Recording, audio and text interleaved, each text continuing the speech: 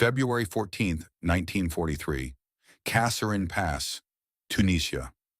Karl Brenner stood in the desert and looked at the wreckage of an army. He had seen this before. Poland, France, the Balkans, the long frozen roads outside Moscow. He had stood in the aftermath of German victories so many times that the geometry of defeat had become familiar to him. The burned vehicles, the abandoned equipment, the silence where fighting men used to be. But something about this particular morning was wrong, and it took him several minutes of walking through the debris field to understand what it was. The Americans had left their paperwork behind. Not orders, not maps. After-action reports, handwritten documents filed by officers who had survived the collapse, describing in systematic detail exactly what had gone wrong, at which decision point, at whose order, and with what consequence. Brenner spoke enough English to read the outlines. He stood in the Tunisian sun holding a sheaf of papers salvaged from an abandoned command vehicle, and he read the clinical self-examination of an army that had just been destroyed. He had never seen anything like it. In 4 years of war against every major power in Europe, he had never recovered from a defeated enemy's position, a document that read like a performance review of its own collapse. Most armies, after a catastrophe, either suppressed the accounting or waited long enough that the men who wrote the honest version were no longer in positions where their names on a document could hurt them.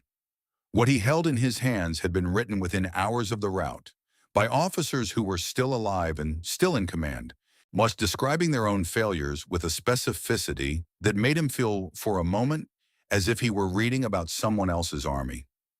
The Germans wrote after-action reports too. Every army did. But there was something different in the American documents, something in the tone that he could not immediately name. He folded the papers carefully and put them in his jacket pocket. That night in his tent, he wrote a letter to his wife in Bavaria. He told her about the victory. He told her about the numbers.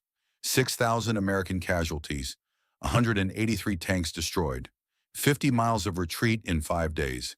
He described the scale of the American collapse in terms that should have produced satisfaction. Then he wrote one more sentence, the sentence he would spend the next 18 months trying to understand. They are not behaving like defeated men. He sealed the letter and lay in the dark listening to the desert wind and thought about what that meant. He did not sleep well. 300 miles to the west of where Brenner lay thinking, Eddie Marsh was alive because a dead man had fallen on top of him. His name was Danny Kowalski, 22 years old from Scranton, Pennsylvania. He had been Eddie's loader for 4 months. He had a photograph of a girl named Patricia pinned inside his jacket. He had been trying to climb out of the burning Sherman when the second round hit, and the force of it had thrown him back down through the commander's hatch, and his body had covered Eddie completely in the first seconds after the ammunition began to cook off. The tank burned for 11 minutes. Eddie knew because he counted. There was nothing else to do in the dark and the heat except count seconds and wait to find out whether he was going to die. He got to 640 before the fire began to subside. He lay under Danny's weight and counted and did not think about anything except the next number. When it was cool enough, he pushed Danny off him and climbed out of the wreckage into the Tunisian afternoon. The desert around him looked like the end of the world. Tanks burning in every direction, half-tracks overturned in the sand.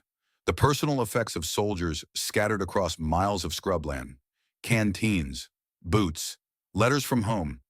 He walked for 2 hours before he found anyone alive. A corporal from Ohio named Henderson, sitting beside a disabled artillery piece, staring at nothing. They did not speak for a long time. Eddie had been 23 years old when he enlisted. He had grown up on a cattle ranch outside Abilene, working summers and weekends from the time he could lift a fence post, learning the specific patience that grows in a man whose living depends on forces he cannot control. Weather, cattle, the slow, reliable turning of seasons.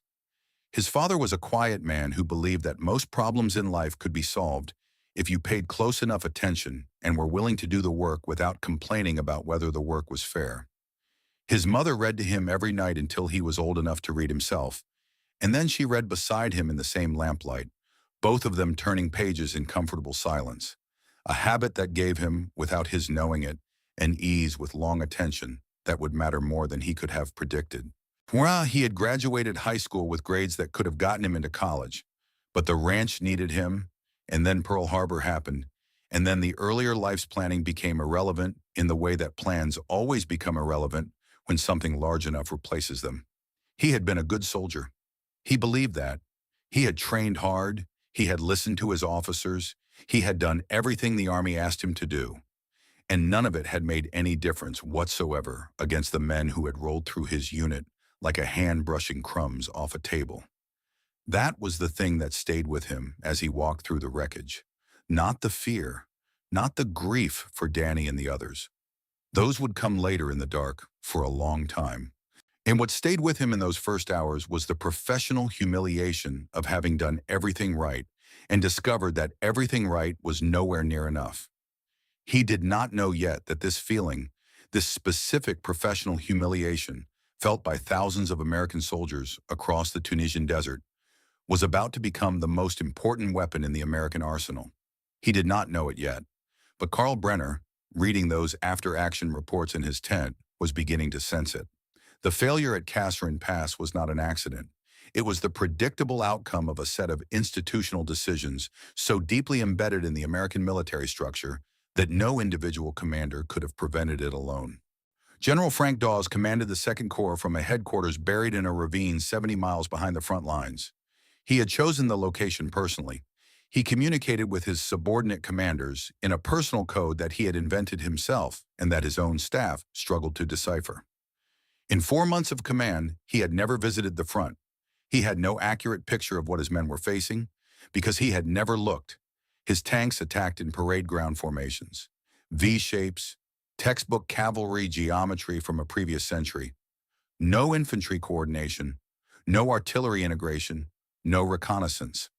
The men advanced as if performing for an inspection, and the German guns destroyed them with the methodical efficiency of men doing a job they had done many times before. Rommel's assessment of American fighting quality after Kasserine was blunt. His private papers, recovered after the war, described the American command as paralyzed by its own procedures and incapable of the kind of rapid tactical adaptation that mobile warfare required. He did not think this was a temporary condition.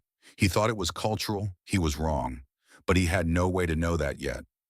What happened inside the American Army in the 72 hours after Kasserine is one of the most remarkable institutional responses in the history of modern warfare, and it happened almost entirely out of sight. Officers filed reports, not self-justifying reports, not reports designed to protect careers or distribute blame in comfortable directions. Specific reports. Engagement by engagement documentation of exactly what orders were given, exactly what happened when those orders were executed, exactly where the chain of command had broken down and precisely why. Dawes's communication failures were mapped through 17 critical decision points. The absence of combined arms coordination was traced from corps level down to individual company actions. The failure to use reconnaissance assets was documented with the specificity of a criminal investigation. And when the analysis was complete, the Army did something that sounds simple, but is actually one of the most difficult things any institution on earth can do. It fired the people who failed and replaced them with people who understood what had gone wrong. Dawes was removed from command on March 6, 1943. His replacement was General George Holt. As Holt arrived in Tunisia with the manner of a man who had been waiting for an argument and was relieved to finally have one. He was loud, profane, theatrical, and possessed of a tactical intelligence so acute that the officers around him sometimes confused his energy for arrogance until they noticed that his instincts were almost never wrong. He had spent the years before the war studying armor doctrine with the obsessive attention of a man who believed that the next war would be decided by machines and that the men inside those machines would need to be different from any soldiers who had come before. He had 17 days. Eddie Marsh first saw Holt at a formation 3 days after the new commander arrived. Holt walked down the line of men with the unhurried confidence of someone who had already decided what he thought and was merely confirming it. He stopped in front of Eddie and looked at him for a long moment. "What unit?" he said. "First Armored," Eddie said. "Were you at Kasserine?" "Yes, sir." Holt nodded once, as if this confirmed something. He moved on down the line. Eddie watched him go and thought, "This man is either going to get us all killed or he is going to fix something." He did not know which yet. What Holt did in those 17 days was not complicated. It was not brilliant in the way that military genius is usually described. It was something less glamorous and more durable. He imposed standards, he trained, he fired officers who could not adapt and promoted sergeants who could. And he ate with the enlisted men and asked them what was broken and listened to the answers. He told his staff, in a briefing on his third day of command, that the Army had treated Kasserine as a disaster to be survived. He intended to treat it as a lesson to be learned. There was a difference, he said, and the difference was everything. March 23, 1943. El Ghoutar, Tunisia. The 10th Panzer Division committed 50 of its 57 available tanks to a dawn attack down the El Ghoutar Valley, the same formation that had participated in the destruction of American forces 6 weeks earlier. The same terrain, the same type of engagement, the same expectation. The German commanders had no reason to expect anything different. What they found was a kill zone. Artillery observers had spent 2 weeks pre-registering fire on every approach route in the valley. Tank destroyers were positioned in concealed firing positions along the ridgelines, guns already trained on the likely corridors of advance. A minefield at the valley entrance stalled the lead vehicles in the opening minutes, compressing the following tanks into a formation with no room to maneuver. When the American guns opened fire, they opened from 3 directions simultaneously. The German crews could not identify a single firing position. They could not advance through the minefield. They could not retreat without exposing their thinner rear armor. They had no pre-registered artillery to answer with because they had not expected to need it. Eddie was positioned on the left ridgeline, Toomey in a tank destroyer that had replaced his burned Sherman, watching through binoculars as the engagement unfolded below him. He had never seen American forces fight like this. The coordination was not perfect. It was not the seamless machine it would eventually become. But it was recognizable. It was the thing that Kasserine had not been. It was an army that knew what it was doing. The 10th Panzer lost more than 30 tanks before the survivors could organize any response. The first time American forces had defeated an experienced German armored formation in open battle. The men who had done it did not celebrate the way Eddie had expected. There was relief, and there was pride, and there was grief for the men who had not survived to see it. And then the officers sat down and filed after-action reports. When Eddie watched this happen and felt something shift in his understanding of where he was and what he was part of. He had grown up in a world where you learned from failure quietly, internally, and moved on. You did not examine it at length. You did not document it and distribute the documentation to everyone in the organization. There was something almost aggressive about the American Army's relationship with its own mistakes, an insistence on looking directly at the thing that had gone wrong and naming it precisely. He did not have the language for what he was watching. He knew only that it felt like something. What Rommel had written in his private papers after El Ghoutar is worth pausing on, because Rommel was not a man given to easy praise of opponents.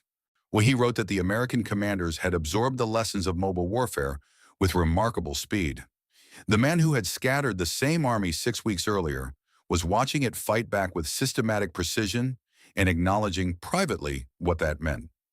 Karl Brenner read the El Ghoutar report from a posting several hundred miles away. He sat with it for a long time. The numbers were bad enough. The implication underneath the numbers was worse. In 4 years of war, no enemy the Wehrmacht had faced had responded to a catastrophic defeat by becoming demonstrably better in 6 weeks. The French had not done it. The British in the early campaigns had not done it.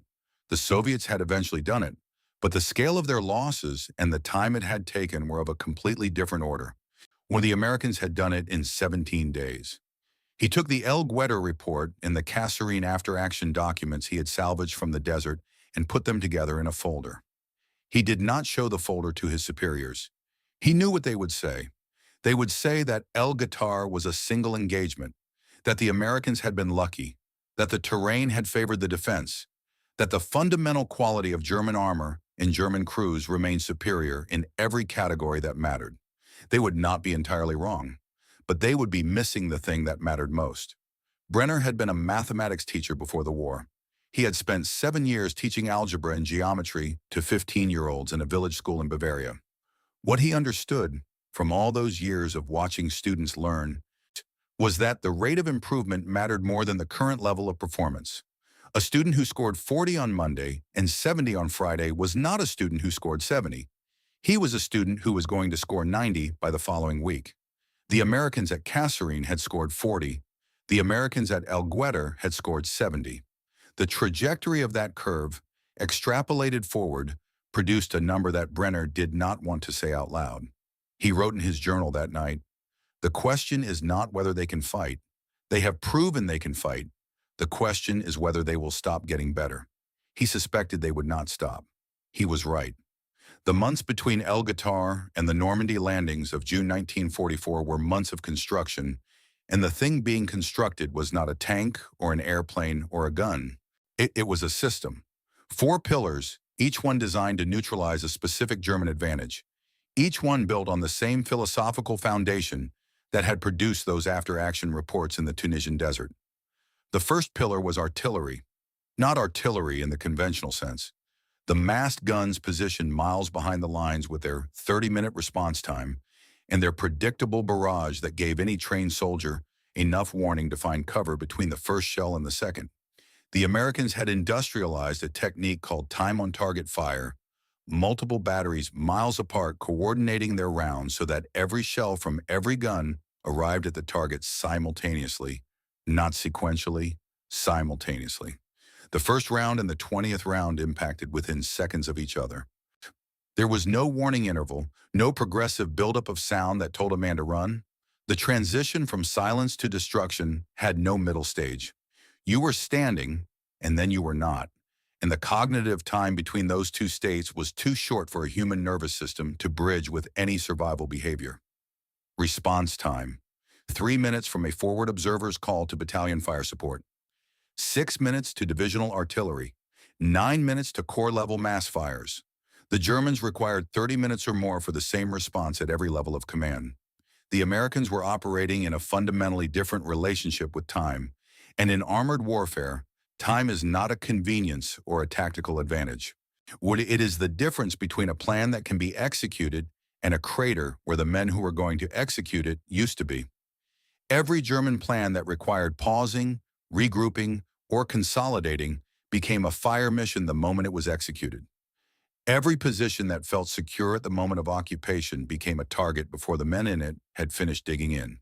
The second pillar was the partnership between ground forces and air power that had been building since North Africa and would reach its full expression over the fields of France. Air liaison officers rode inside the lead tanks of armored columns, not in support vehicles behind the advance, but in the lead tank itself, with the men who would need them fastest. They knew the tankers by name. The tankers knew the pilots by name. They had trained together long enough to develop improvisational tactics that no manual had codified because the situation on the ground was evolving faster than any manual could be written and distributed. When the column encountered resistance, the liaison officer could direct fighter bombers onto the target within minutes. When a German position that ground forces could not flank was holding up the advance, it became an air target before the infantry commander had finished explaining the problem to his radio operator. German soldiers had already given the American fighter bombers a name: Jabo, short for Jagdbomber. They called the Normandy front the Jabo-Strecke, the fighter-bomber racetrack. Any vehicle that moved in daylight attracted attack within minutes of moving. German columns could not resupply. Reinforcements could not reach the front.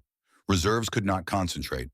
The Wehrmacht's entire operational system, built around the principle that a commander could rapidly concentrate force at a decisive point by moving reserves through the battlefield's depth, was being systematically strangled from the air. Field Marshal von Kluge wrote directly to Hitler that in the face of total enemy air superiority, there were no available tactics to compensate for the effect of air power except to retreat from the battlefield entirely. The third pillar was the one Karl Brenner had identified in the Tunisian desert: institutional learning, the systematic, relentless, industrial-scale conversion of failure into doctrine.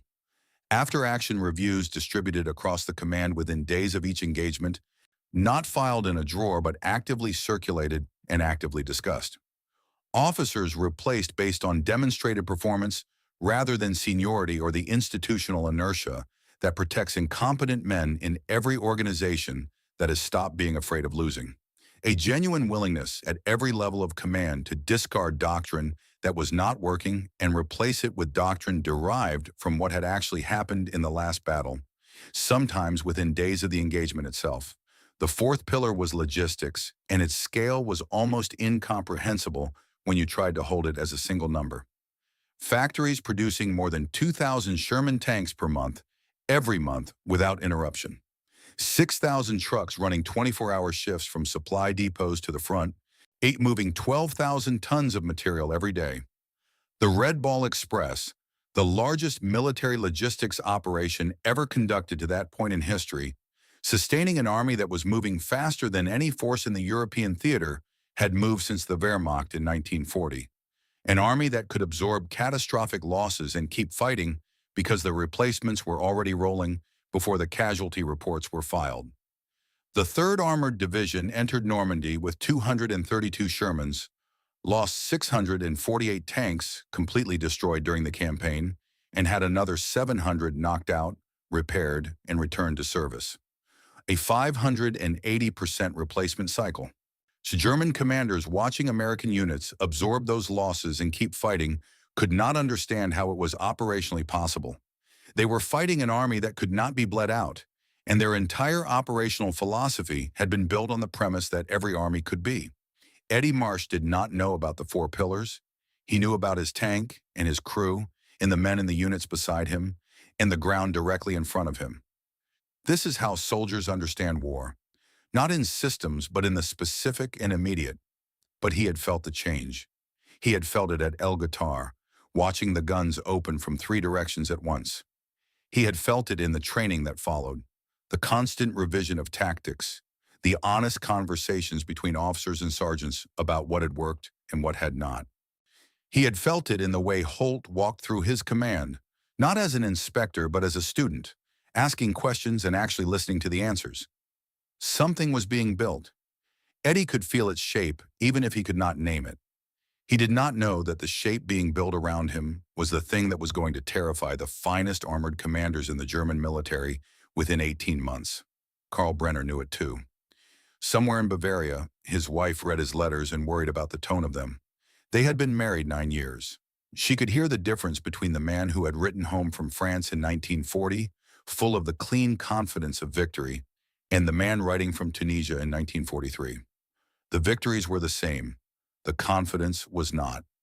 In the spring of 1944, Brenner was posted to a panzer formation in France, given command of a Kampfgruppe, a self-contained combined arms unit of tanks, infantry, and engineers that operated as an independent tactical element. It was a promotion of sorts, or at least a recognition that his experience warranted independent command. His Panthers were the finest medium tanks in the German inventory. His crews were experienced. His own record was impeccable. He carried that folder with him, the Kasserine after-action reports, the Elgetter numbers. He did not look at them often. He did not need to. He knew what was in them. He knew that somewhere across the channel, the army that had filed those reports was still filing reports, still learning, still converting failure into doctrine with the patient, systematic efficiency of an institution that had decided to treat war as an engineering problem with a solution that could be found if you looked honestly at each failed attempt. He told his second-in-command one evening, over coffee, that the Americans were the most dangerous kind of enemy. Not because of their tanks, he said. Their tanks are adequate, not spectacular. Then what? His second-in-command asked. Brenner was quiet for a moment. Because they know what they are, he said, and they are not finished. His second-in-command did not understand what he meant. That was, Brenner thought, part of the problem. The summer of 1944 was still weeks away. The hedgerows of Normandy were still months away. Aricourt was still a name on a map that meant nothing. But the thing Karl Brenner feared was already built. It had been built in the Tunisian desert in the 72 hours after Kasserine by men filing honest reports about their own failures.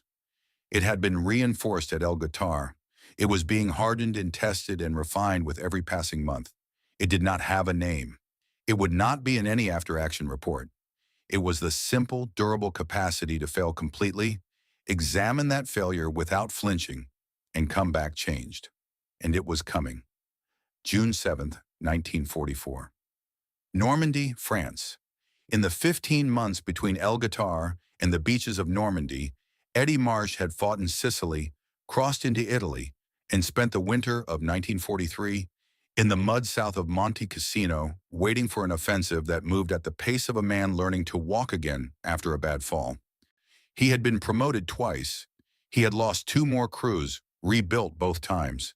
He had learned things about armored warfare that could not be written in any manual because they lived only in the muscle memory of a man who had survived long enough to accumulate them. By the time he came ashore in Normandy in the first week of June 1944, Eddie Marsh was 24 years old and had been at war for over a year and a half. He was not the same man who had sat in a burning tank at Kasserine and counted seconds in the dark. That man had been good at following orders. The man who stepped off the landing craft onto French soil was good at understanding why the orders were right, which was a different and more durable quality. He had not yet encountered the bocage. The bocage of Normandy was unlike any terrain he had seen in North Africa or Italy. It was ancient country, shaped by 2,000 years of French farmers, building field boundaries from compacted earth and tangled root systems.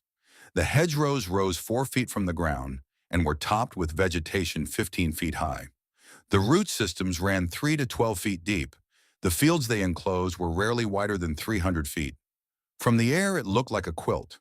From inside a Sherman tank, it looked like a maze with no exits and a German anti-tank team behind every wall. When a Sherman tried to climb over a hedgerow, the tank's nose rose sharply, exposing the belly armor. The belly was the thinnest plate on the vehicle. German Panzer teams waited on the other side for exactly this moment. The gaps through the hedgerows were pre-registered kill zones. In every obvious approach was a trap that had been set weeks before the first American soldier arrived. The Allied advance had slowed to roughly 1 mile per day. 1 mile per day in country that the operational planners had expected to cross in a week. Eddie sat in his Sherman on the morning of June 7th and understood with the professional clarity of a man who had learned to read terrain the hard way that the thing in front of him was going to kill soldiers until someone figured out a solution. The artillery could not flatten every hedgerow in Normandy. The infantry could not clear every field by hand. The air power that had been so devastating in open country was largely irrelevant in a landscape where the enemy was 10 feet away and invisible.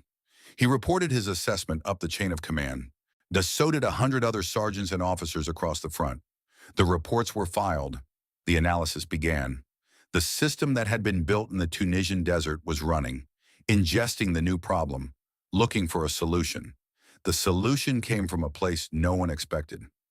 His name was Ray Cullen, Sergeant, 1st Infantry Division.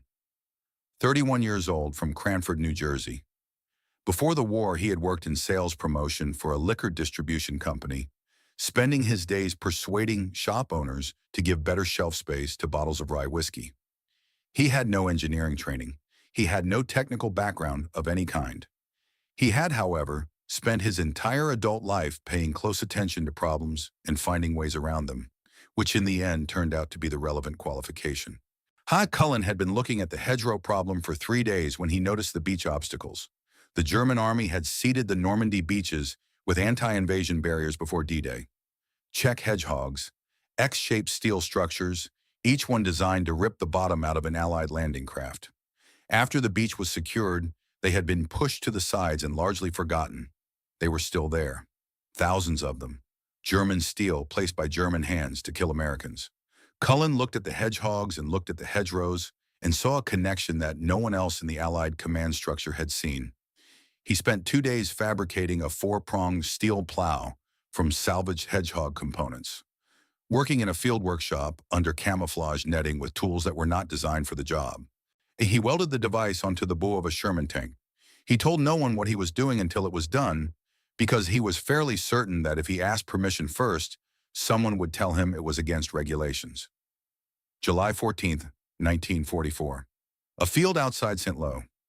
General Omar Bradley stood with his staff and watched a Sherman accelerate toward a hedgerow. The tank hit the hedgerow at 10 miles per hour. It did not climb over, it drove through. The steel teeth bit into the root system below the surface. The tank's nose stayed down. The belly armor never exposed. The Sherman emerged on the other side, in under 4 seconds, the hedgerow shredding behind it in a cascade of earth and root and vegetation. Bradley turned to his chief of staff and said, "How fast can we build these?" The ordnance units worked under camouflage netting around the clock for 11 days. German beach obstacles were cut into teeth and welded onto tank holes in field workshops across Normandy. In 11 days, approximately 500 Rhino devices were manufactured and installed. 3 out of every 5 tanks in First Army carried the modification by the time Operation Cobra launched on July 25th. Eddie received his Rhino-equipped Sherman on July 19th. He drove it at a hedgerow on the same afternoon, alone without orders, just to feel what it was like. The tank went through. He sat on the other side in the sudden quiet and thought about Ray Cullen, whom he had never met, and about the German engineers who had placed those steel hedgehogs on the beaches of Normandy to kill Americans, and about the particular dark poetry of the fact that their steel was now cutting through their own defenses. The thing that had stopped them had become the thing that freed them. He filed a brief note in his personal journal that evening. He wrote, "The Army figured it out. 4 months late, but they figured it out. If they keep doing this, we might actually win." He did not know yet how much they had already figured out, or what was about to happen 8 miles to his south. Karl Brenner had been in France since April. He had spent those months doing what experienced panzer commanders did in a defensive posture, studying the ground, registering artillery targets, evaluating approach routes, and waiting. His Kampfgruppe was positioned in the second defensive line, behind the Panzer Lehr Division, in one of the most elite formations in the German inventory. Panzer Lehr had been built from instructors, men selected from the training schools because they were the finest tank crews in Germany. Brenner had met the Panzer Lehr commander once, in May, at a command conference. He had been struck by the man's confidence. It was the confidence of someone who had been told, repeatedly and by credible sources, that his formation was the best available, and who had begun to believe that this fact alone was a form of armor. Brenner had not said what he was thinking, but he had thought. Confidence that is not grounded in current intelligence is not an asset, it is a liability. On the morning of July 25, 1944, Panzer Lehr sat directly in the path of Operation Cobra. Bradley's plan was brutal in its simplicity. Concentrate overwhelming force on a single corridor 7,000 yards wide just west of St. Lo. Saturate it with air power, then drive through the gap with everything available before the Germans could respond. The bombardment began at 9:38 in the morning.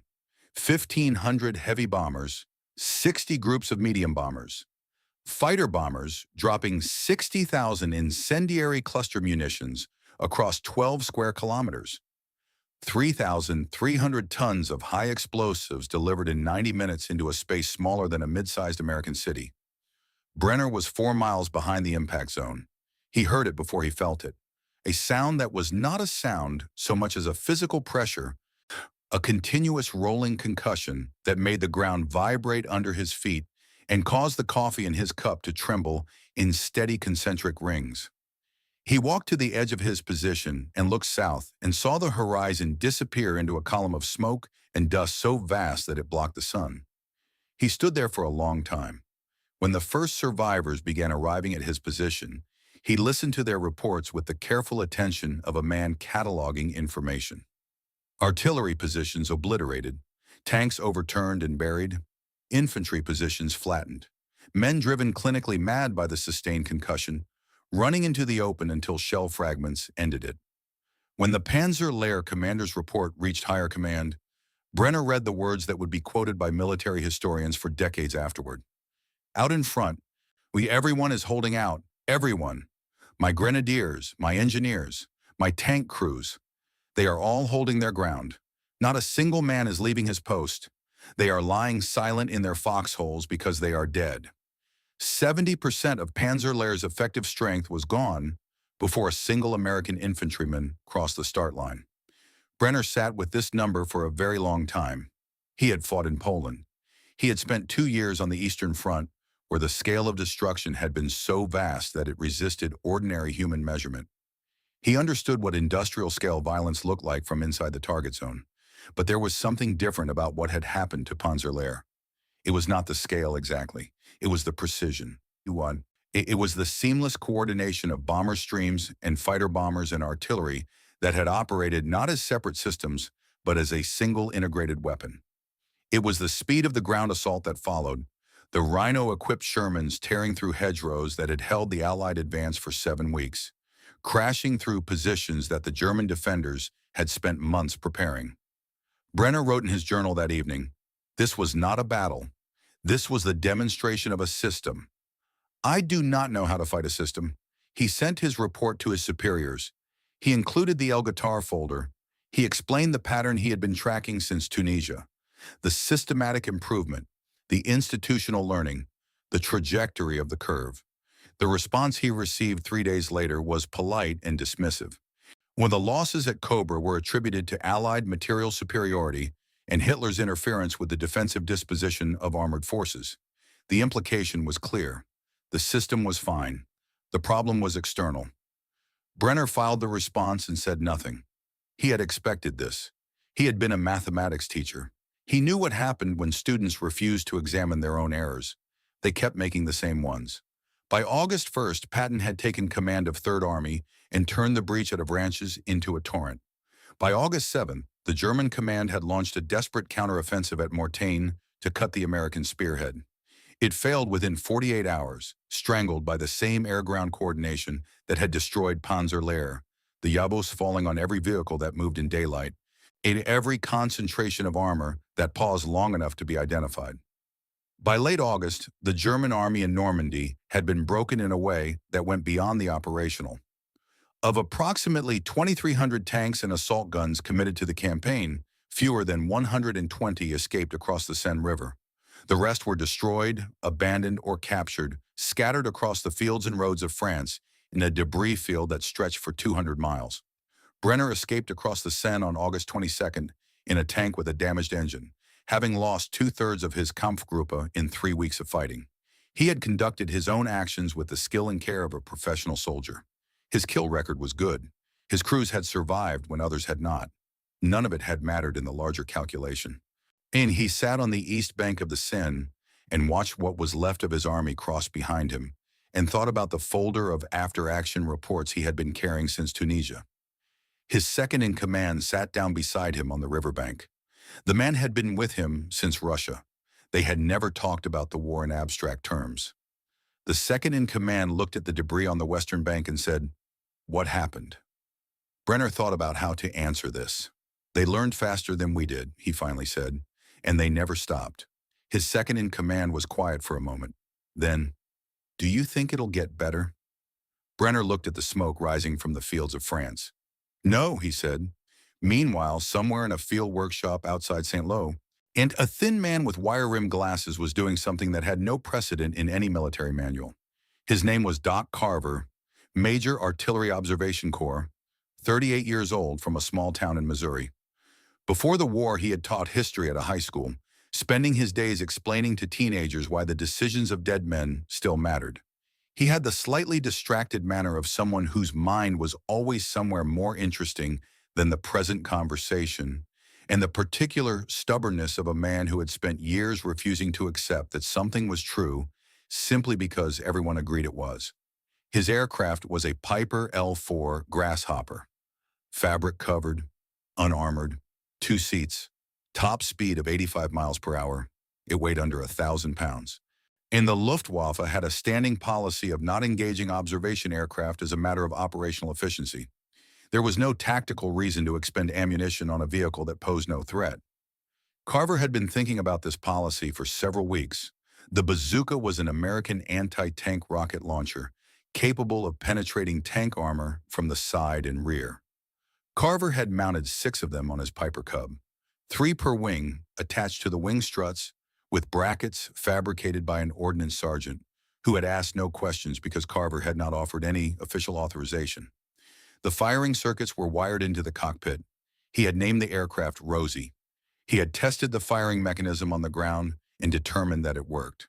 He told Eddie about Rosie one evening over coffee, describing the modification with the mild enthusiasm of a man discussing a classroom project. Eddie listened without expression and then said, "You know they'll shoot at you if you do this." Carver considered this. Yes, he said. They'll revise their policy on observation aircraft. Eddie looked at him for a long moment. I think you might be insane, he said. Carver adjusted his glasses. I think you might be right, he said. But the math works out. The math. Eddie lay in his sleeping bag that night thinking about that. The math. A former history teacher working out the probability of killing a panther from a fabric-covered plane at 85 miles per hour. He thought about Ray Cullen welding German steel onto American tanks. He thought about the officers who had filed reports in the Tunisian desert while their unit was still smoldering. He thought, this is what the system looks like from the inside. It looks like a liquor salesman with a welding torch and a history teacher with a bazooka. It looks like nothing, and then it looks like everything. 3 weeks later, in early September 1944, the fuel ran out. Not because of a German action, because Patton's Third Army had moved 300 miles across France in 3 weeks, and even the Red Ball Express could not maintain pace with a breakthrough that fast. 6,000 trucks running 24-hour shifts from the Normandy depots. Drivers sleeping in their cabs for 20 minutes at a time, then driving again. 12,000 tons of supplies moving every day. One of the largest military logistics operation in history to that point, and it still could not keep up with the spearhead. The tanks sat idle waiting for fuel. The advance stopped. For the first time since Cobra, the German army had time. General Hasso von Manteuffel's 5th Panzer Army used the time to assemble a counteroffensive force in Lorraine, 262 tanks and assault guns, 2 brand new Panzer Brigades, the 111th and 113th, equipped with Panthers fresh from the factory. The crews had 6 weeks of training. The brigades had not operated together as units. Many of the tank commanders could not read military maps accurately. They had conducted no reconnaissance of the terrain they were about to fight in. They had no organic artillery support, but they had Panthers. And they had been told, and by officers who should have known better, that Panthers were the answer to anything the Americans could put in the field. Karl Brenner commanded his Kampfgruppe attached to the 113th Brigade. He had read the operational order twice and said nothing at the command conference. He had asked carefully about reconnaissance assets and artillery support. He had been told that the Panthers did not need reconnaissance because their gun and armor superiority would be decisive in any terrain. He had been told that the advance would be so rapid that organic artillery would be redundant. He had nodded and returned to his unit. That night he wrote in his journal, "The people making these decisions have not read the reports from Tunisia. They have not been at El Guitar. They have not stood on the east bank of the Seine and counted what came across. They believe we are still fighting the army that retreated at Kasserine. We are not." He paused and then wrote one more line. "And in the fog near Aricourt, we are going to find out exactly what we are fighting instead." There was one more American soldier whose story belongs in this account before the fog descended over Aricourt on the morning of September 19th. His name was Lee Poole, Sergeant First Class from Odom, Texas. 25 years old. A farm kid like Eddie, who had studied engineering briefly before the draft ended that plan and replaced it with something harder. Poole commanded a Sherman called In the Mood after the Glenn Miller song, and he had named 3 successive tanks the same thing because each one had been knocked out from under him, and each time the Army had given him a new one, and he had given it the same name because as far as he was concerned, it was still the same tank. His crew had been together since training. Richards as driver, Close on the bow gun, Oler as gunner, Boggs as loader. They had been through Sicily and the hedgerows and Cobra and the pursuit across France. In 3 months of continuous combat, Poole's crew had destroyed 12 confirmed German tanks and 258 additional armored vehicles, self-propelled guns, and other vehicles. They had taken 250 prisoners. In tank warfare, where survival is measured in milliseconds, a crew that had been together that long, one that had learned each other's rhythms in the particular darkness of a Sherman's interior, was not just a tactical unit, it was a precision instrument. Eddie had seen Poole's crew operate twice, in passing, during the advance across France. He had filed nothing about it, documented nothing. Some things you understood without needing a report. Poole's war ended on September 15th, 4 days before Aricourt, when a Panther ambushed his third in the Mood near the Siegfried line. The first hit damaged the tank but did not stop it. His driver reversed. The Panther fired again. The round hit as the tank tipped at the edge of a ditch and flipped it. The explosion threw pool from the commander's hatch. Shell fragments opened his right leg. The leg was amputated 8 inches above the knee. He was 25 years old. He went home. Archer was fitted for a prosthetic, opened a filling station in Corpus Christi, Texas, and lived until 1991. Eddie heard about it the same day it happened. He sat with the information for a while and did not say much. Then he went back to work. Opposing the German counteroffensive was Combat Command A of the 4th Armored Division under Colonel Bruce Clark. Clark had fewer than 100 tanks available. His men had spent weeks in static defense around the town of Ericourt. They knew the ground the way a farmer knows his own fields. Every ridge line, every wood line, every approach route had been scouted, mapped, and registered for artillery fire. Lieutenant Colonel Creighton Abrams commanded the 37th Tank Battalion at the center of the American defense. He was 29 years old and had been fighting since Normandy in a succession of Shermans, each one named Thunderbolt.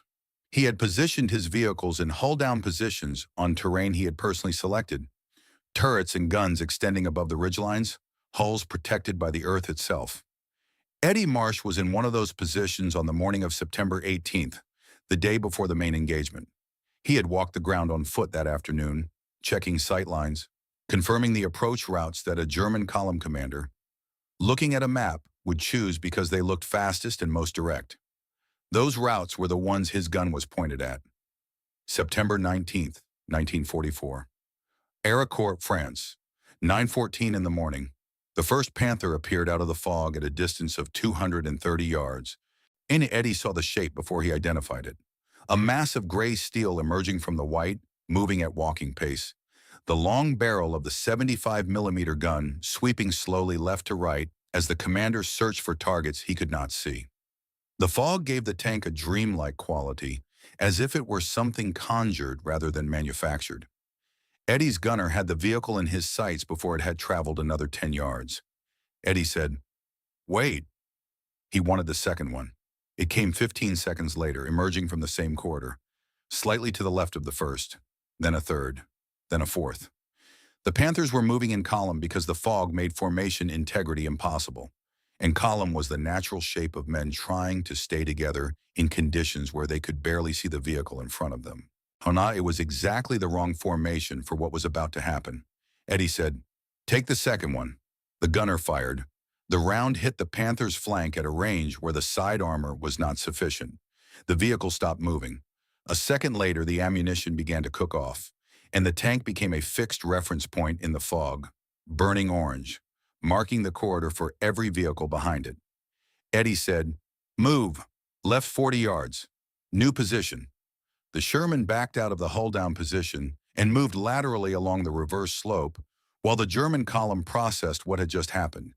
He was in his new position and stationary before the nearest Panther commander had traversed his turret to the bearing of the first shot. They were firing at where he had been. He was already somewhere else. This was not instinct. It was the product of 18 months of institutional education, the kind that rewrites not just what a soldier knows, but how he thinks. Eddie Marsh had learned this specific lesson from after-action reports filed by men who had died learning it, and he applied it with the calm precision of someone executing a technique he had practiced until it was reflex. Fire. Move. The enemy fires at your last position, you are gone. Fire again. 2 miles to the northeast, Lieutenant Ed Reiner had already been applying this lesson for 11 minutes. Reiner was 26 years old from Columbus, Ohio. He commanded 4 M18 Hellcats, the most misunderstood vehicles in the American inventory. The Hellcat was, by every traditional metric, an absurd weapon. 20 tons. Frontal armor 13 millimeters thick. A heavy machine gun at close range could penetrate it. The Germans who encountered it for the first time dismissed it as a reconnaissance vehicle that had wandered into the wrong engagement. This was precisely what Reiner needed them to think. He had positioned his 4 vehicles behind a low ridge overlooking the main German approach route the previous evening, working in darkness, checking the sight lines personally on foot before he was satisfied. The fog that had grounded the American air power had not reached his ridge line in the same density. He could see the valley floor through gaps in the white, not clearly, but clearly enough.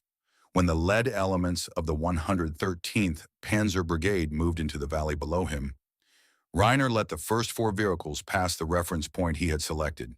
He wanted the column extended. Well, he wanted vehicles at different points in the valley when the firing started, so that the Germans would have no clear single direction to return fire toward. He gave the signal. All 4 Hellcats fired within 2 seconds of each other. 4 Panthers, 4 hits. 3 of them stopped immediately. The 4th continued moving for another 30 yards before it also stopped, the crew bailing from the hatches and running for the tree line. Reiner said, "Relocate, execute."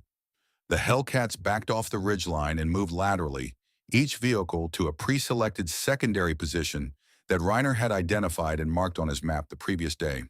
The moves took 90 seconds. By the time the surviving Panthers in the valley had identified the approximate bearing of the first shots and begun traversing their turrets, the Hellcats were in new positions, stationary, guns already laid on new targets. They fired again. Put yourself inside one of those Panther turrets for a moment. You have the most feared medium tank on the Western Front. Your frontal armor has never been penetrated in a direct engagement.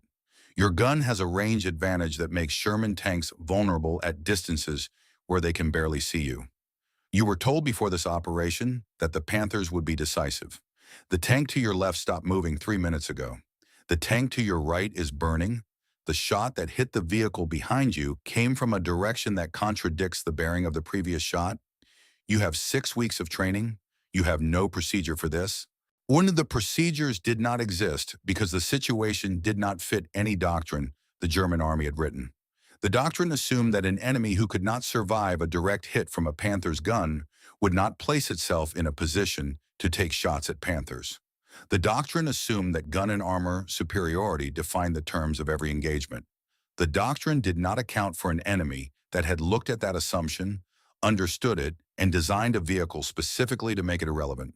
The M18 Hellcat had been built around a philosophical inversion so complete that German tank commanders encountered it as something close to disorientation. The Americans had looked at the data from North Africa, identified what actually killed German armor in practice, and concluded that the answer was not heavier American vehicles. It was a different relationship between the vehicle and the engagement. Speed over armor, doctrine over hardware.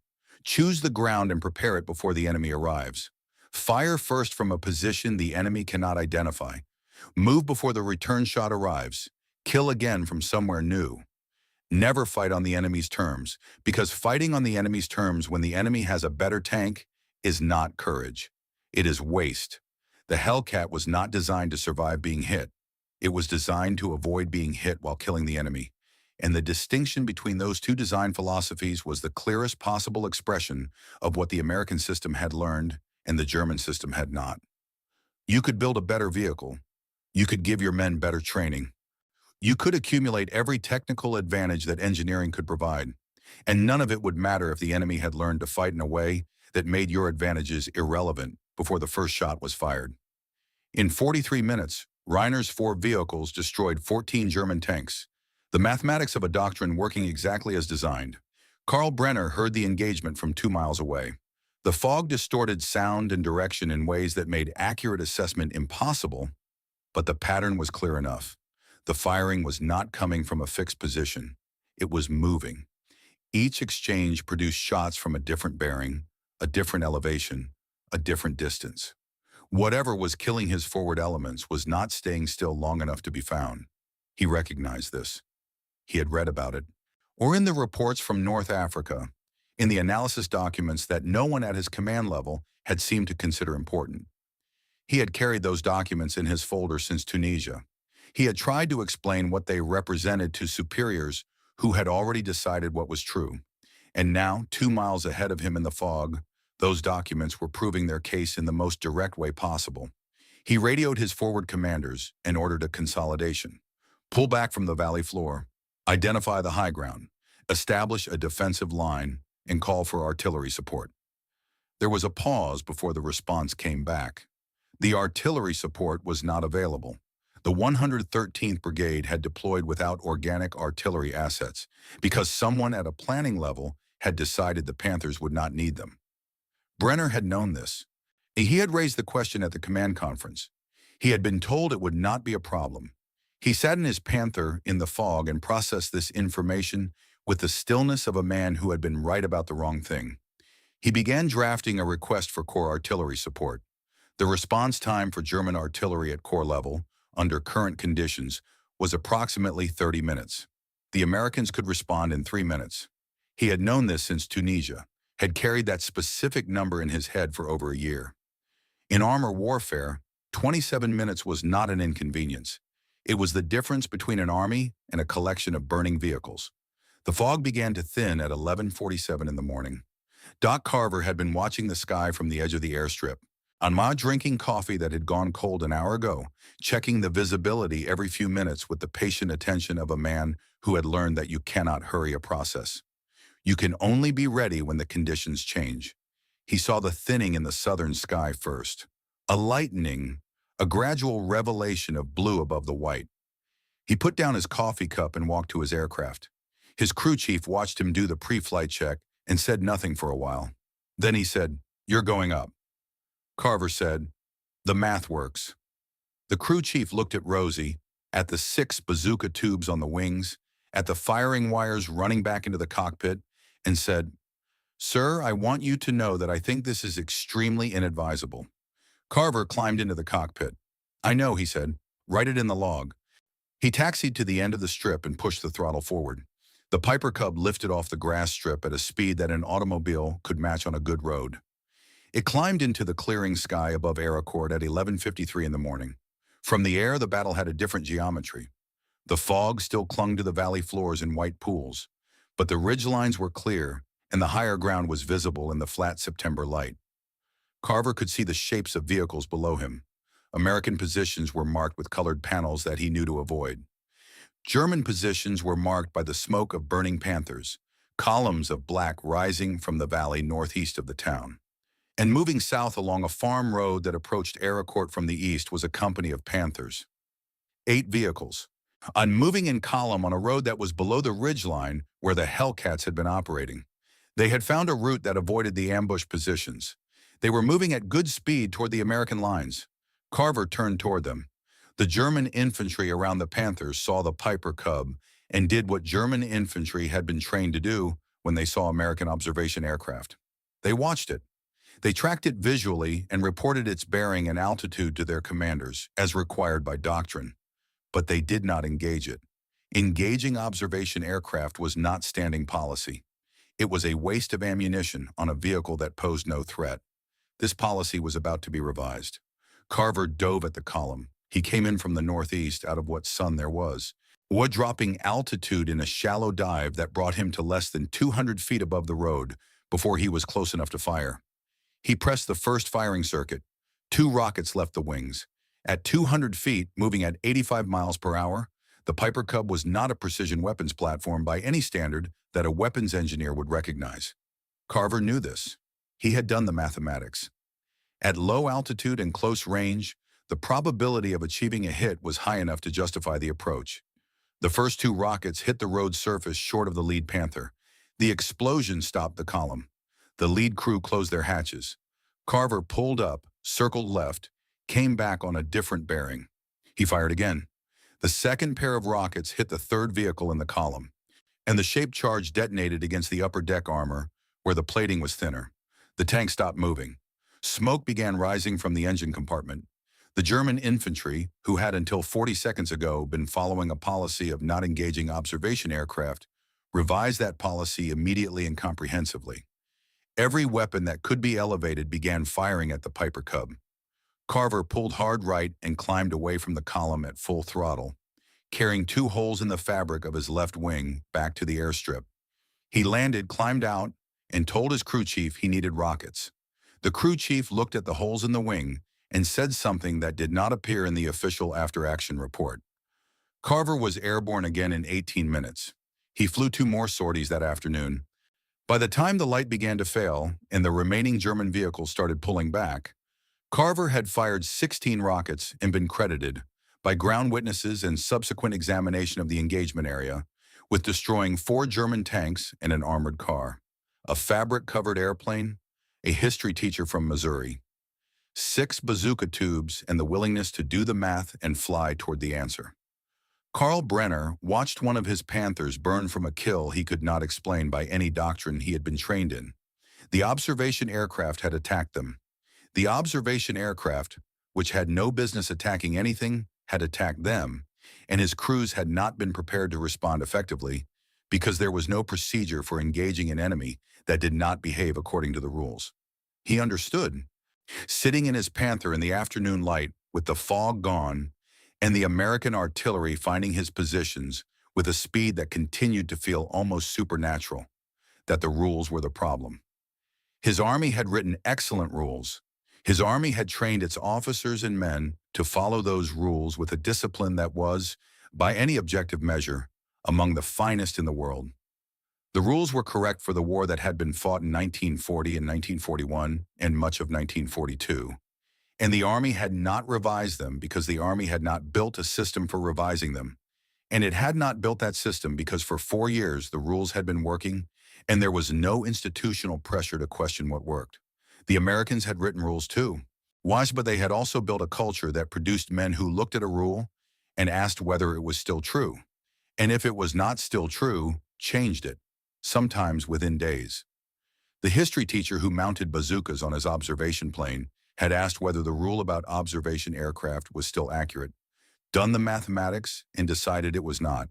The liquor salesman who welded German steel onto American tanks had asked whether the hedgerow problem was permanent, looked at what was available, and decided it was not. The farm kid from Texas had asked whether the way to survive in an inferior vehicle was to fight the enemy on the enemy's terms, looked at the North Africa data, and decided it was not. Every one of those questions had an obvious answer that the existing rules provided. Every one of those men had disregarded the obvious answer and looked for a true one. That was not a quality that the German army had trained for, because it was not a quality that the German army had understood it would need. When you have been winning for 4 years, you do not build systems for questioning the methods that are winning.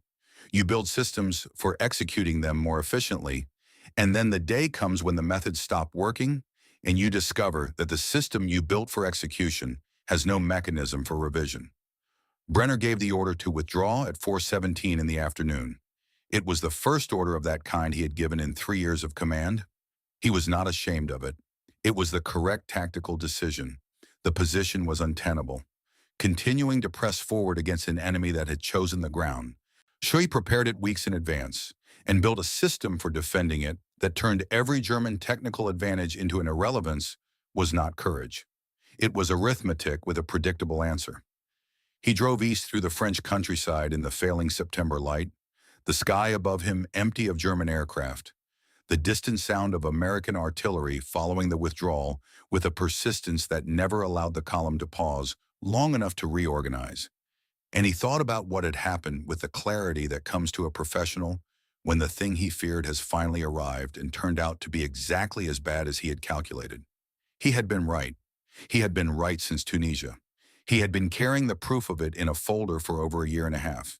He had shown the proof to his superiors and been told, politely and consistently, that the proof was not as significant as it appeared, that the Americans were a special case, that the fundamental quality of German arms remained superior in every category that mattered. And now his Panthers were burning in French fields because of every category that did not matter, which turned out to be the categories where the engagement actually happened. He opened his journal that evening in a damaged farmhouse east of Aricourt, with the sound of American artillery still audible in the distance. Their tanks are not better than ours. Their soldiers are not more gifted, but they have built something we have not. They have built an institution that takes every failure and converts it into the next improvement, continuously, without pause, without the pride that makes a man unwilling to look at what he got wrong. A student who does this will always, in time, outperform the gifted student who refuses to examine his own errors. I have been saying this since Tunisia. I was right, and it made no difference because the people who needed to hear it had already decided what was true.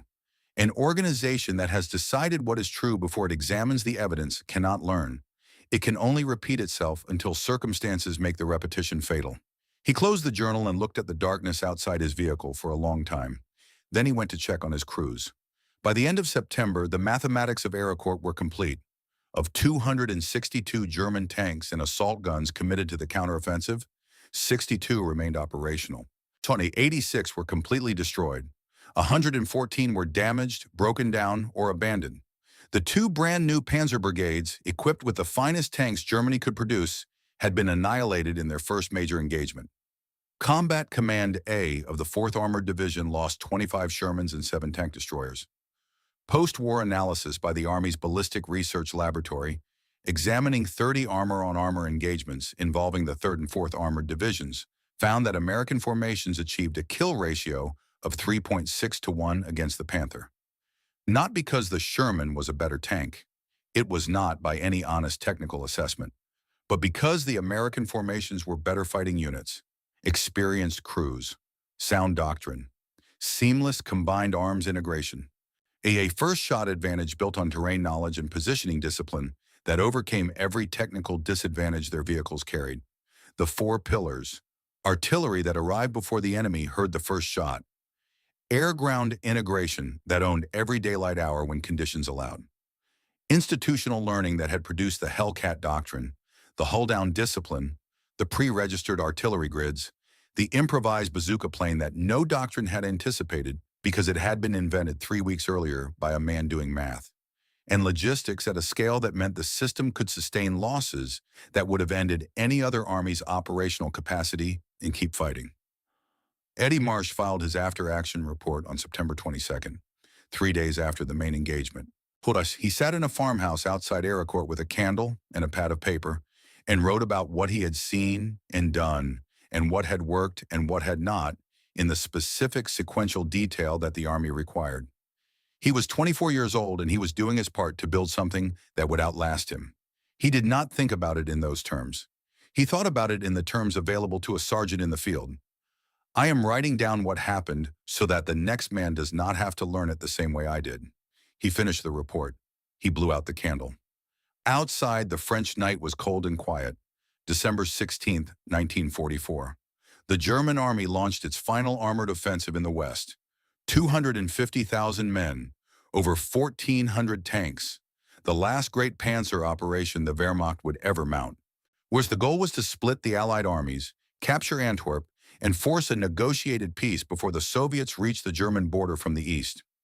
It was a plan built on the assumption that the American army would respond to a sudden massive attack the way armies traditionally responded, with confusion, with delay, with the kind of institutional paralysis that comes from a command structure that cannot process and respond to new information quickly enough to matter. The assumption was wrong. The Battle of the Bulge was real and it was dangerous, and it nearly succeeded in the first 72 hours when the fog grounded Allied air power and the Germans achieved surprise along a front the American command had assessed as low priority. The 101st Airborne was surrounded at Bastogne. Roads were cut, supply lines were threatened. Whilst the situation reports reaching Supreme Allied headquarters used language that had not appeared in Allied communications since the dark days of 1942, language that acknowledged genuine uncertainty about the outcome of the next several days. The German planners had calculated correctly that surprise was possible, that the fog would neutralize Allied air power, and that the American front in the Ardennes was thinly held. They had calculated incorrectly about everything that happened after the first 72 hours. They had assumed that the American command structure, confronted with a massive surprise attack in winter conditions, would require days to process the situation and formulate a coherent response. They had assumed that the institutional paralysis they expected would give the German armored spearheads time to reach Antwerp before a coordinated American counterattack could materialize. The assumption was built on the army that had existed at Kasserine. It did not account for the army that had been built in the 22 months since. At a command conference on December 19th, Patton made a promise that made Eisenhower's staff fall silent. He would disengage 3 full divisions from active combat on the Saar front, turn them 90 degrees, and attack north to relieve Bastogne within 48 hours. Eisenhower had seen armies move. He had planned and commanded the largest amphibious operation in the history of warfare. He understood in concrete logistical terms What it meant to move 133,000 vehicles on icy roads in blizzard conditions, to shift 62,000 tons of supplies, to reorient the communications networks and command structures and supply lines of three divisions that had been fighting in a completely different direction 24 hours earlier. It had never been done at that speed, not by any army in the history of the war, not by the Germans in 1940 at the height of their operational brilliance, not by anyone. Eisenhower asked Patton directly, "Are you serious?" Patton said he was already moving. He had begun the planning before the conference. He had read the situation reports, understood what was coming, and started the administrative machinery of the turn before Eisenhower had summoned the commanders. The planning had been completed. Once the orders were written, the columns were beginning to move before the meeting ended. This was not genius in the theatrical sense that Patton's reputation sometimes suggested. It was the output of a system that had been trained, since Kasserine, to treat new information as an immediate operational question rather than a situation to be monitored and assessed. Patton had read the intelligence, asked what needed to be done, and begun doing it while others were still deciding whether the situation warranted alarm. The same institutional reflex that had produced after-action reports in the Tunisian desert was producing operational planning in the Belgian winter. The specific application was different. The underlying habit was identical. Patton did it in 48 hours. The 4th Armored Division covered 150 miles in 19 hours. Tanks broke down on the ice and were pushed off the road, and the column kept moving because the column could not stop. Men drove without sleep, rotating in shifts in their vehicles, eating without stopping, doing all the things that military doctrine said could not be sustained for more than a certain number of hours, and doing them anyway, because the 12,000 Americans inside the Bastogne perimeter had been doing it for 10 days and deserved a column that would not stop. On December 26th, Lieutenant Colonel Abrams had 20 operational tanks remaining. His men had been moving and fighting for 10 consecutive days. He was standing in his Sherman, the 6th one he had commanded in this war, the 6th one named Thunderbolt, and ahead of him was the village of Assenois. And beyond Assenois was the Bastogne perimeter, and inside that perimeter were 12,000 American soldiers who had been holding for 10 days against everything the German army could bring against them. He gave the order that entered American military history. "We're going into those people now. Let her roll." Eddie Marsh was in the lead section, in his Sherman, close enough behind Abrams to hear the command on the radio clearly. He had been chosen for the lead section because of Ericourt, because of what his crew had demonstrated about positioning and patience, and the discipline to wait for the shot you want rather than the shot that presents itself. He put the tank in gear and moved forward. First Lieutenant Ben Boggs commanded the very front vehicle, an M4A3E 2 Jumbo Sherman with extra armor welded to the hull, nicknamed Cobra King. Boggs had been in France since June. He had driven through hedgerows that Rhino devices had opened. He had fought across the fields that Ericourt had secured. He had been part of the system for every mile of this war. Boggs led 9 tanks through Assenois under a barrage of 2,340 artillery shells from 13 batteries. 8 minutes of fire from 13 American artillery positions, coordinated with the precision of a system that had been refining this specific capability since El Guitar. The German defenders were still in their positions when the barrage lifted. They were not capable of effective resistance. At 4:50 in the afternoon of December 26th, Boggs drove Cobra King through the last German position between the relief column and Bastogne. The first American soldier he encountered was a second lieutenant from the 326th Airborne Engineer Battalion, standing in the cold with his rifle slung and his breath visible in the December air. Boggs said, "How are you?" The lieutenant said, "Glad to see you." 10 days of siege ended in those 4 words. Eddie came through seconds later.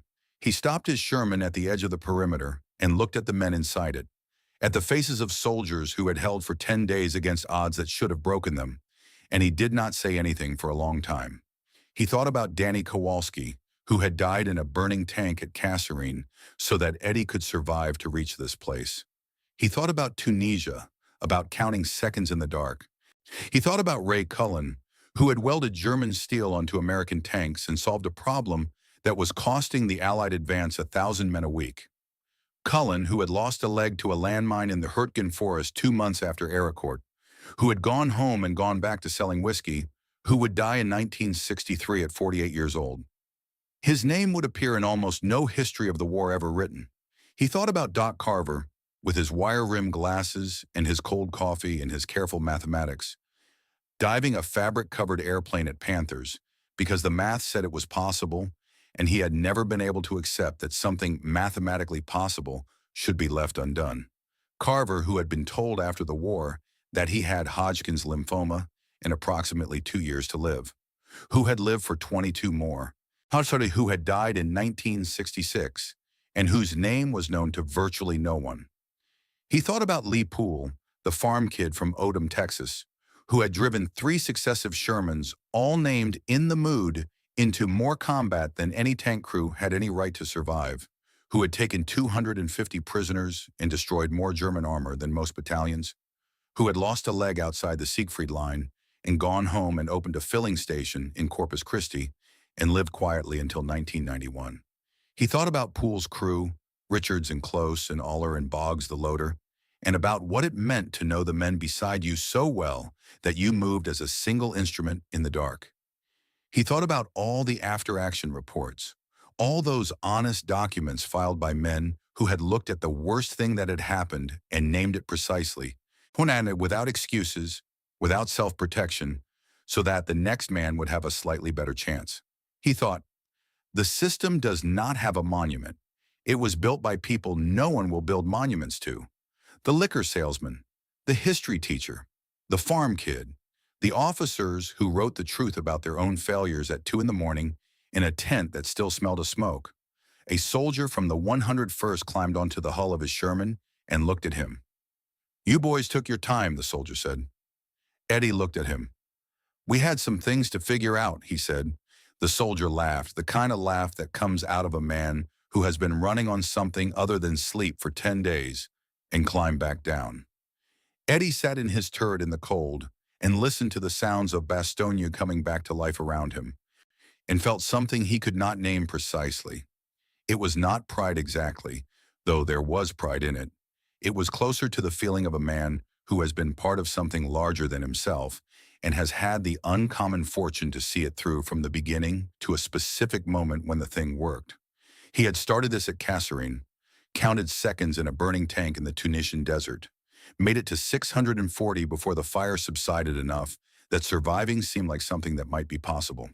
He had walked through the wreckage of an army and felt the particular shame of a man who had done everything correctly and discovered that correctly was not enough. And from that specific moment of professional failure, in the institution he was part of had done something that he was now old enough in war to understand was extraordinary. It had looked at the failure honestly. It had named what went wrong. It had fired the people who could not change and promoted the people who could. It had taken every subsequent engagement, every subsequent failure, every subsequent success, and converted it into doctrine and distributed that doctrine so that the learning was not private, but shared, not individual, but institutional, not dependent on any one man's courage or insight, but embedded in the structure of how the Army thought and fought and corrected itself. And he, Eddie Marsh, farm kid from Abilene, Texas, 24 years old and alive by the accident of a dead man's weight, wished he had been part of that institution for every mile of the road from Kasserine to this Belgian town. He thought about Danny Kowalski, who had died in a burning tank at Kasserine so that Eddie could survive to reach this place. He thought about counting seconds in the dark and the particular discipline of letting the next number be the only thing that existed. He thought about Ray Cullen, who had welded German steel onto American tanks and solved a problem that was costing the Allied advance 1,000 men a week. Cullen, who had lost a leg to a landmine in the Hurtgen forest 2 months after Ericourt and had gone home and gone back to selling whiskey and would die in 1963 at 48 years old. His name would appear in almost no popular history of the war.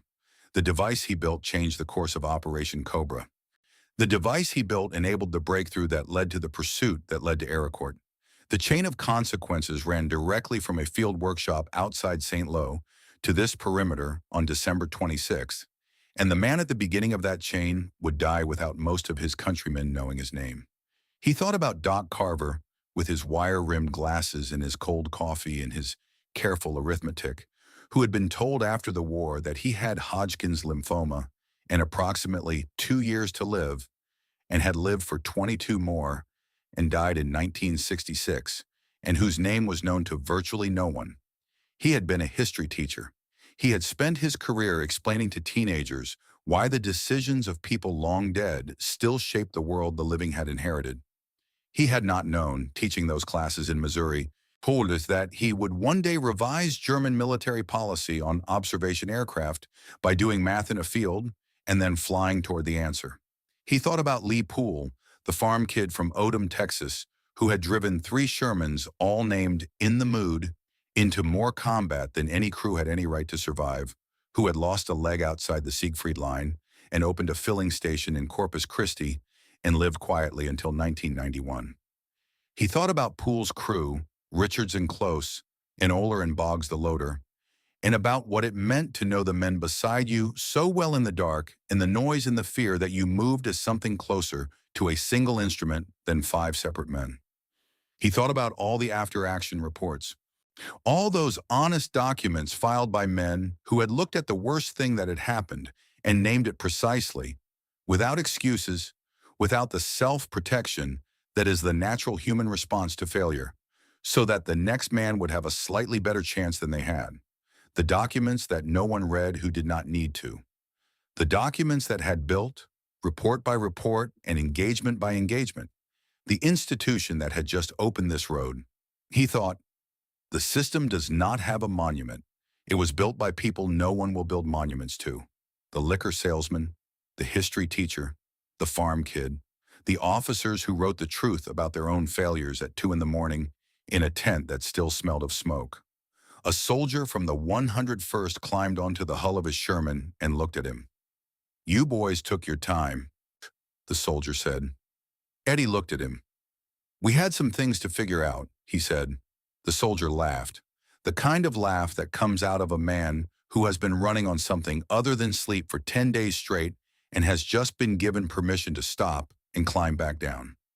Eddie sat in his turret a while longer after the soldier was gone, alone with the cold and the sound of the town around him and the particular stillness that follows the ending of something. He had been told when he enlisted that the Army would make a soldier of him.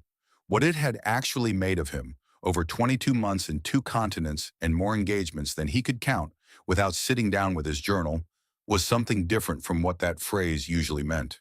Why, it had made of him a man who knew how to learn from failure without being destroyed by it. It had put him inside an institution that treated every mistake as a question rather than a verdict, and in doing so, it had made the mistakes useful rather than merely costly. He did not know, sitting in his Sherman in the Belgian snow, that Karl Brenner was somewhere to the east, in a position that was shrinking by the week, writing the last lines of a journal that American soldiers would find in March 1945. He did not know what Brenner had written on the final page, but if he had read it, he would have recognized the truth of it with the recognition of a man who had seen the same thing from the other side, across 2 years of fighting that had begun in the same Tunisian desert and ended here, in the snow of a Belgian winter. With a road open and 12,000 Americans alive who might not have been. Their equipment is not superior. Their soldiers are not more gifted. But they built something we could not build or would not. An institution that looks at failure honestly and changes because of it. Not when it is convenient. Not when there is no alternative. Every time as a matter of practice, as a matter of what they understood survival to require. I have watched them do this since Tunisia, and they have never stopped. The student who does this, who refuses to accept that failure is anything other than information to be used, will always eventually outgrow his natural limits. We had the gifts. They had the method. In the long run, the method outlasted the gifts. It always does. When the lesson that began in the Tunisian desert in February 1943 did not end at Bastogne. The officers who had built the after-action report system, the combined arms integration, the maintenance philosophy, the institutional willingness to fire people who could not change, those officers survived the war and carried what they had learned into the post-war American military. The doctrine that Abrams had refined from Tunisia to Bastogne would shape the army that fought in Korea and the army that studied its failures in Vietnam and tried to rebuild itself in the years that followed. The institutional habits that had produced the Rhino device and the Hellcat doctrine and Doc Carver's bazooka-armed Piper Cub would produce decades later, or the air-land battle doctrine that defined American military thinking through the Cold War and the combined arms operations that swept through Iraq in 1991 in 100 hours. The system did not stop at Bastogne. It kept running. It kept learning. The men who built it, most of them, never knew how far it would run or how much it would carry. Somewhere in Bavaria, Brenner's wife was reading his letters and waiting. She did not know yet that the waiting was almost over, that her husband would survive, that he would come home to teach mathematics again in the same village school, that he would never speak about the war to his students or his colleagues or even to her, that his journal would sit in a cardboard box in a closet for 40 years before anyone opened it. She would read it after he was gone and not fully understand it and pass it to a granddaughter who would eventually give it to a historian who would eventually cite it in a footnote. Somewhere on the road north of Bastogne, the Red Ball Express was running, 6,000 trucks, 24-hour shifts, drivers with 20 minutes of sleep behind them and 100 miles still ahead, moving the material that kept the system alive, the unglamorous and essential work of men who would also not have monuments. Somewhere over the clearing skies of Belgium, the P-47s were flying again. The fog had broken. The Jabos were back. The pilots who had been grounded for days were airborne again over roads they had not seen in a week, and every German vehicle that moved in daylight was a target again. And somewhere on a grass airstrip in Lorraine, Doc Carver was writing his after-action report for September 19th, describing in precise sequential detail what he had done and how it had worked and what the next man who attempted it should do differently to improve the result. The holes in the fabric of his left wing had been patched. The bazooka tubes had been reloaded. The Piper Cub sat on the grass in the December cold, fabric taut and doped and ready. The system was running. It would not stop. It had been built from nothing more exceptional than the willingness to look honestly at what had gone wrong, to name it precisely, and to change because of what the naming revealed. Not once. Not when the situation demanded it and there was no alternative. Continuously without pause as a matter of institutional character rather than individual courage. From the Tunisian desert in February 1943 to the Belgian snow in December 1944 and beyond, through every failure and every refinement and every honest report filed by a man who understood that the document he was writing was not a record of what had already happened, but a tool for what had not yet happened to someone else. The road to Bastogne was open, and the men who had built the system that opened it, most of them, would never have monuments. They would have something more durable than monuments. They would have the results.